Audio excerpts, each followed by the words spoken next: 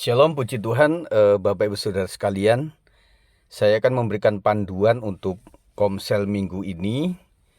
Kita memiliki materi Komsel dengan tema mental seorang hamba Tuhan. Dan saya berharap khotbah minggu diingat atau diputar kembali untuk bisa melihat intisari dan juga roh yang sama untuk bisa menyampaikan materi ini dengan lebih baik lagi. Jadi pembacaan ada dalam Lukas 1 ayat 38. Kata Maria, sesungguhnya aku ini adalah hamba Tuhan, jadilah padaku menurut perkataanmu itu. Lalu malaikat itu meninggalkan dia. Pokok sharing adalah marilah kita menjaga panggilan sebagai hamba Tuhan. Nah, kita sedikit uraikan mengenai pentingnya menjadi seorang hamba Tuhan dengan bermentalkan seorang hamba. Nah, sebagai hamba Tuhan itu memiliki ciri-ciri atau ciri khasnya adalah ada beberapa. Yang pertama adalah taat pada otoritas. Kita tanyakan kepada anggota Komsel bagaimana mempraktekkan ini dalam kehidupan berjemaat. Ya, otoritas kita kemarin sudah berbicara mengenai otoritas Tuhan. Kemudian yang kedua adalah para hamba-hamba Tuhan. Kalau di gereja kita ada gembala dan kemudian para pemimpin rohani. Ya, sebagai ayat pendukung kita bacakan di dalam Ibrani 13 ayat 17, taatilah pemimpin-pemimpinmu dan tunduklah kepada mereka sebab mereka berjaga-jaga atas jiwamu sebagai orang-orang yang harus bertanggung jawab atasnya. Dengan jalan itu mereka akan melakukannya dengan gembira, bukan dengan keluh kesah, sebab hal itu tidak akan membawa keuntungan bagimu. Nah, di sini kita akan bisa sharing mengenai bagaimana mempraktekkan cara menghargai atau mentaati otoritas. Yang paling mudah adalah ketika hal-hal yang ditugaskan oleh gembala kepada para pengurus atau ketua komisi atau ketua bidang. Kemudian dalam bentuk tulisannya adalah ketika ketua bidang menjadwalkan sesuatu atau meminta tolong sesuatu, bagaimana respon untuk bisa menghargai otoritas yang sudah dipercayakan. Jadi ini penting disampaikan supaya para anggota Komsel juga bisa menjagai bahwa di dalam gereja pun ada otoritas tertentu yang memang harus ditaati, dihargai. Begitu. Lanjut kepada kedua, komit terhadap status dan panggilan kita sebagai pelayan Tuhan. Pertanyaannya adalah wujud komitmen itu seperti apa? Nah, kita lontarkan lagi yang disebut komitmen kita terhadap pelayan yang sebagai status kita sebagai pelayan Tuhan itu seperti apa. Kemudian kita juga membacakannya dalam ayat pendukung ini dan 2 Korintus 11 ayat 28, dan dengan tidak menyebut banyak hal lain lagi, urusanku sehari-hari yaitu untuk memelihara semua jemaat-jemaat.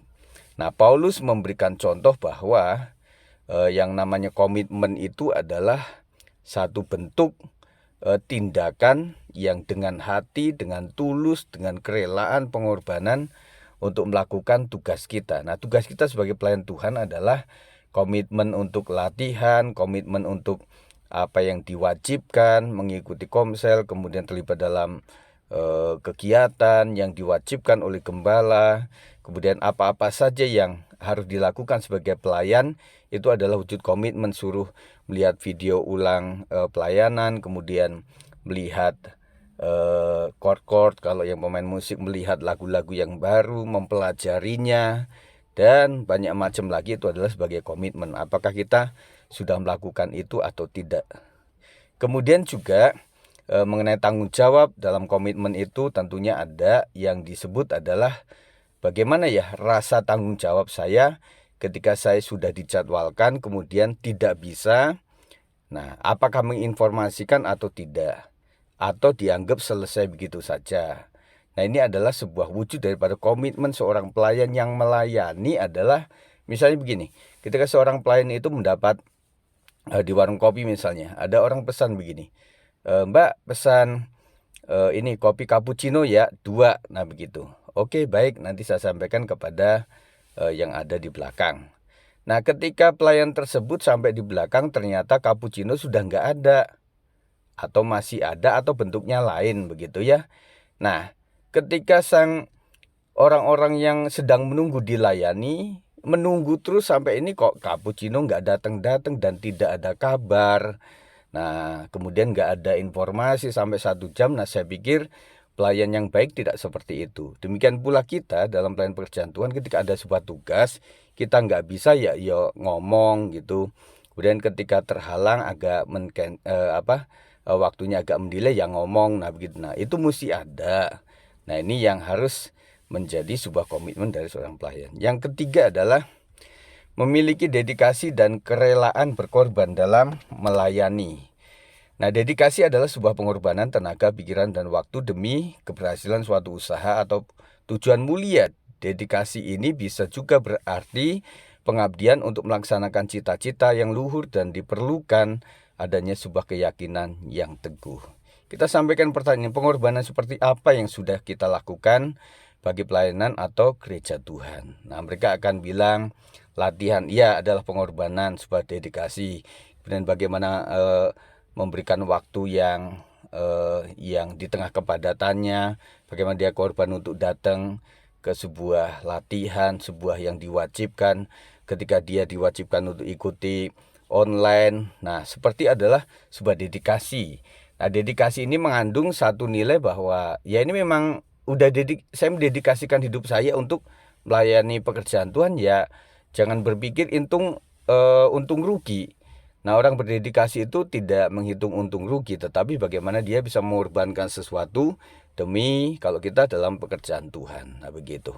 Kemudian yang keempat adalah lebih bertanggung jawab lagi. Kedewasaan seseorang bisa dilihat dari bagaimana dia bisa bertanggung jawab atas tugasnya. Ya pertanyaan kita lontarkan, apakah kita sudah bertanggung jawab sebagai pelayan atau jemaat atas tugas yang dipercayakan? Sebutkan tanggung jawab sebagai jemaat atau pelayan. Mungkin mereka akan kita kasih waktu tugas sebagai jemaat itu seperti apa. Jadi setiap mereka akan kasih saya, tugasnya sebagai jemaat adalah datang beribadah, mengikuti kegiatan, mempersembahkan sesuatu, ya apa yang sudah diaturkan oleh gereja dan lain sebagainya. Sebagai pelayan seperti apa? Apakah kita dalam tahap sebagai mengerjakan sebagai tugas-tugas jemaat? Berarti kita masih kurang, karena pelayan harus lebih dari itu. Nah kalau terdapat bahwa pelayan itu lebih kurang ibadah, kurang berdoa, kurang daripada jemaat, berarti sebenarnya kita tidaklah cocok atau belum sampai untuk menjadi pelayan yang baik gitu.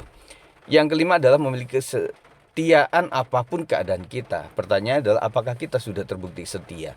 Setia alat ujinya adalah ketika hal-hal yang tidak kita sukai tetap kita lakukan. Ketika kita diwajibkan dengan penuh pengorbanan tetapi kita tetap laksanakan itu. Nah kesetiaan itu adalah dilihat adalah di titik di mana dia paling tidak bisa, di titik di mana dia paling bete, paling boring, paling marah waktu itu, apakah tetap melakukan tugas sebagai pelayan. Itu adalah sebuah kesetiaan.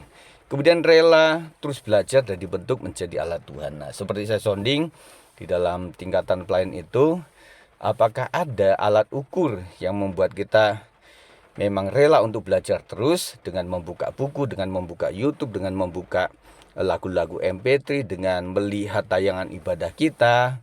Nah itu adalah wujud daripada kerelaan untuk kita diajar atau dididik.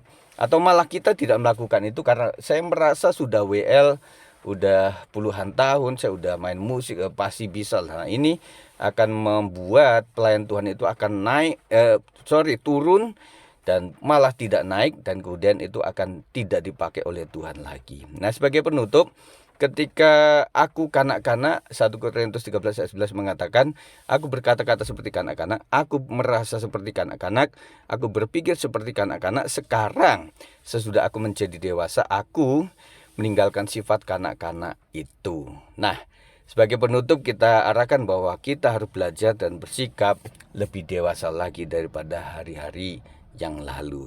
Nah inilah yang saya sampaikan sebagai panduan untuk komsel dalam minggu ini. Kiranya Tuhan memberkati kita sekalian. Tuhan tolong berkati supaya Komsel yang diadakan tetap ada dalam perlindungan Tuhan, ada dalam kasih setia Tuhan. Para pemimpin dan juga anggota boleh diurapi oleh Tuhan, sehingga Komsel ini boleh berjalan oleh karena anugerah yang besar daripada Tuhan. Terima kasih, dalam nama Yesus kami sudah mendengar. Haleluya, amin. Puji Tuhan.